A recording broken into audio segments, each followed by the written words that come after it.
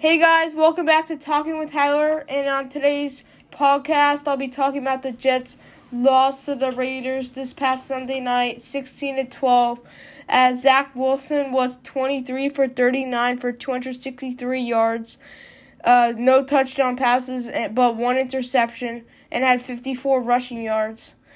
As Breece Hall was the leading rush, he was right behind Zach Wilson rushing with 13 attempts for 28 yards and also had 47 receiving. Dalvin Cook had 4 attempts for 26 yards. The leading receiver was Garrett Wilson. He had 9 receptions for 93 yards. Tyler Conklin, 7 receptions for 70 yards. Xavier Gipson, 1 reception for 24 yards. Allen Lazard, 1 reception for 17 yards. Malik Taylor, 1 reception for 6 yards. And Uzomah, 1 reception for 6 yards. And the defense was led by C.J. Mosley. He had 14 tackles. Jamien Sherwood was right behind him with 7 tackles and 1 forced fumble. Jordan Whitehead had 9 tackles and an interception.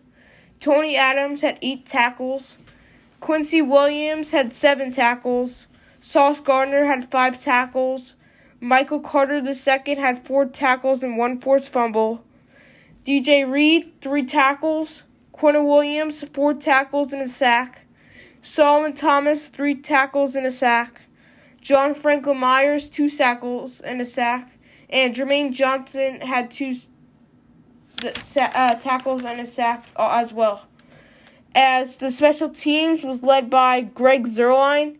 He was 4 for 4 from field goals. And Thomas Morstead punting. He had 5 punts, 55.2 in average, 62 long. Xavier Gipson had 14 kickoff return yards and 5 punt return yards. And Raiders side, Aiden O'Connell, he was 16 for 27 for 153 yards, 1 touchdown pass, 1 interception. The superstars for the Raiders was Josh Jacobs, leading rusher, 27 attempts, 116 yards, and Devontae Adams, 6 receptions for 86 yards. And so this was a very disappointing game because the past couple primetime games for the Jets were very well played, but the past 2 haven't been going well, as the Jets lost 27-6 versus the Chargers, and then Raiders this past Sunday. So these were both AFC teams, so it's not going to help the playoffs hopes, because 4 of the Jets' losses are to AFC, and any AFC team you should try to beat. If you're in their division, it's a big thing. Like the NFC still matters, but AFC counts a little more for the playoffs. And I have my dad back here for another podcast, and I'll be asking him some questions. So, Dad, what do you think about this game?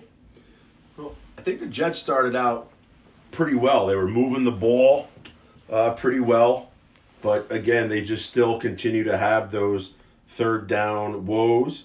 They were 7 for 16 on third downs, and probably would have been a little bit better, but again, they had some penalties. Zach Wilson ran the ball pretty well. He showed some athleticism with his legs. Got down to about the 3-yard line and unfortunately stepped out and dove into the end zone, which we thought was a touchdown, but on the replay had his foot on the line, which was the right call. So very next play, we hand the ball off to Breece Hall. Breece goes in and scores, touchdown, but no, taken back. C.J. Uzomah again wraps somebody up, hold, brings it back. Zach then I think gets sacked, goes back 13 yards, and then our best scorer, Greg Zuerlein, comes in and knocks down 3. So, we thought we had 2 touchdowns, and they were both called back and not able to go there. We had 8 penalties for 83 yards, and we've been over the last couple games penalized more than we've ever been And you're thinking it's probably a lack of discipline. The coach mentioned they wanted them to play a little bit faster, but it just seems like we have our personnel groups out there that just don't do a great job of run blocking or pass blocking or whatever that case may be. But 8 penalties for 83 yards, and it's been in the last 2 games more about the timing of those penalties than it really is anything else. It's just really, again, he calls them self-inflicted wounds. In the red zone, we were obviously in the red zone there. We were 0 for 1. But in the last 5 games, Jets in the red zone. Week 5 at Broncos, 0 for 5, and we somehow win. Week 6 against the Eagles, 1 for 4 in the red zone, and we somehow win. Giants, 0 for 2 in the red zone, and squeak out a win. And then Chargers 0 for 2 and Raiders 0 for 1. And you know how those 2 games went. Losses against the AFC West teams that are both going to be vying for AFC wild card games. So Jets have really, really, really put themselves behind the 8 ball in the playoff picture. However, T, as most Jets fans know, they always somehow pull you back in. So what chain of events happened on Monday night that now leads every Jet fan with a little bit of hope and glimmer of what could potentially happen? What happened on Monday night? The Bills lost to the Broncos 24-22. In horrific fashion.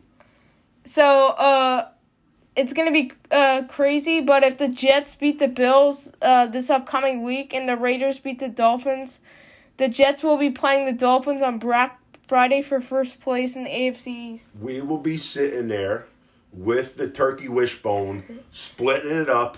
We're going to be eating turkey. We're going to be eating gobbler sandwiches out on section J4 with the Bradley family. And if this comes to fruition where the Jets somehow are able to take care of the Bills and the Raiders could somehow take care of business against Miami, the day after Thanksgiving when the tryptophan finally wears off and we wake up, we will be in lot J4 cheering on our beloved Jets for the potential to be in first place in the AFC. Now listen, we cannot look past anybody.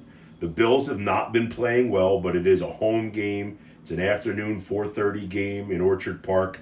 So the Jets have a lot of work to still do, but the Bills are beatable. We've beaten them once already, and they have not been playing well. Raiders have won 2 games in a row, so they have a little bit of momentum going in. So we'll see where that ultimately goes. A lot of injuries, too. Not so much on, obviously the Jets have injuries, but just around the whole entire league, people are dropping like flies. As we're doing this podcast, Joe Burrow just went out for the Bengals. That didn't look good, and then the quarterback for the Ravens. His name's escaping him. How's his name? Lamar Jackson. He was in and out too. So really crazy. Those are 2 AFC teams as well. I think it's just, I hate to say it's wide open, but again, if the Jets were just able to take care of business against the Chargers and the Raiders, they would be in such a great position. But it's just not there. So what's your thoughts on the upcoming Bills game? When we played them in the beginning of the year, defense played really, really well. Jordan Whitehead had 3 interceptions. 3 interceptions, and he just played a pretty good game against the Raiders. I mean, I think the Raiders game, when we were watching, I'll let you stay up late, we were watching the game, and it just felt like in the first half, the Jets looked a little different. They looked like they had a little pep in their step. Their offense was going good. And then coming out of that half, I think we did get the ball back. I think we deferred and we got the ball. And then we just didn't do anything with it. And the Raiders went down and just moved the ball. When they scored a touchdown, I think we just looked at each other. We knew that was going to be not so much insurmountable, but we needed to go down and get a touchdown. And we just couldn't do it. And even the last play of the game, I thought Garrett Wilson had an opportunity, but I believe, I don't know if it was Conklin or one of the tight ends, kind of got a hand on and almost knocked it away from Garrett Wilson, but it should have never really come down to that. Yeah, I hope the Jets have the same luck that they did against the Bills to start the season on September 11th as the first game, Jets vs. Bills, September 11th. Garrett Wilson had a one-handed catch. That was pretty nice. When Gibson had the run back, we were there. Yeah. That seems like decades ago, unfortunately, but place was rocking that night, man. So, Tyler, based on... we stayed up and watched the whole entire game. Who do you have for studs and duds for, give me your Tyler's takeaways here. My stud would be, I would say, probably C.J. Mosley. He had 14 tackles. And my dud would probably be... I would say penalties in the red zone. Red zone efficiency. Penalties that got that affected touchdowns. Yeah, the red zone efficiency has been a problem for just about 5 weeks now. Well, actually the whole entire year. But yeah. Who is your stud? I'm going to say things might be looking up here a little bit for Tyler Conklin. He had 7 receptions for 70 yards, and he was targeted 7 times. So, by my math, that's 100% catch ratio there. And I really think that the Jets need to utilize their tight ends a little bit more, not only in the passing game, but also for chip and for chipping and blocking and things like that. And if Conklin could show that he could play and not be penalized like Uzomah's been getting penalized all over the place, it might be a good opportunity for us to play. I'd like to see Ruckert play a little bit more as well. He seems a little bit more sure-handed, but I was very pleased with Conklin and how he did and how Zach was able to use him. He had a really great one-handed catch as well. As far as my dud, I'm going to have to go back and say Hackett. I just feel like there is no continuity with the Jets and their offense. We're extremely predictable.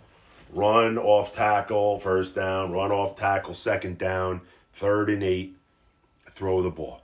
We're just too predictable. And I think in the beginning of the game, we did have a play action. And we were able to hit Breece Hall out in the flat. And, Breece Hall, 13 attempts for 28 yards rushing. But he also has 47 receiving yards. So he's really a dual threat. And when you look at his attempts, 13 run attempts. Now, Cook did pretty well. He had 4 attempts for 26 yards. He looked like he was involved a little bit more. And recent transactions with the Jets, they let one of our running backs go. Michael Carter. Right, so Michael Carter was released. So maybe, Cook's going to get a little bit more. But when you look at the Raiders, O'Connell was 16 for 27, 153 yards, nothing crazy, a touchdown and an interception. But Josh Jacobs, that's their stud running back, 27 attempts for 116 yards. It just seems like other offensive coordinators and other teams get their studs the ball, and they just keep feeding them and feeding them and feeding them. I think when Breece Hall gets taken out of the game, he's upset. He's not tired. He wants to play. He wants to be a 3-down back. He wants to be 4-down. He wants to be out there, and the Jets are just extremely predictable. and easily defended. And when you really look at Zach, he didn't have a terrible game. He didn't have a great game, but we talked about, or at least I talked about, I'd like to see him have more yards, and even if he had an interception or two, I'd love to see him over 300 with 2 touchdowns and an interception, or maybe even 2. But unfortunately, 263, 0 touchdowns and 1 interception, and I hate to say that 1 interception, I'm not saying cost us the game, but he was just locked in on Lazard, who again, stone hands. I don't even know if he would have caught the ball anyway, but it was a comeback route. Lazard never came back, but their linebacker just totally baited him into throwing it. And when you don't look off, you're gonna get picked off. And down in the red zone there, not the red zone, it was a little bit further than that. It was tough.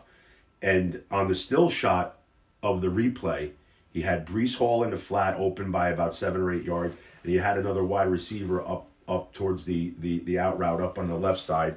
He was wide open, and he just did not take his eyes off. If he looked away for a half a second, I think Lazard would have been open. It would have been first down.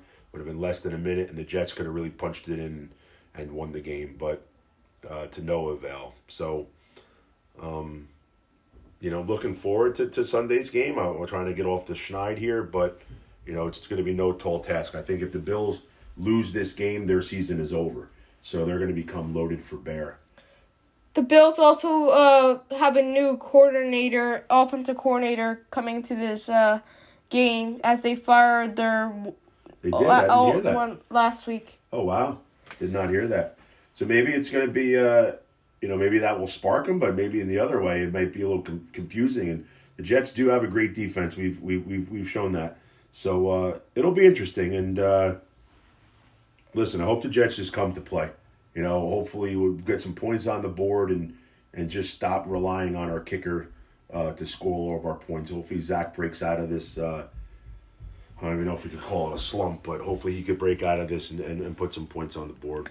I think this is, I think I saw a stat the other day that Zach Wilson, I think this is his 4th straight game with over 250 passing yards.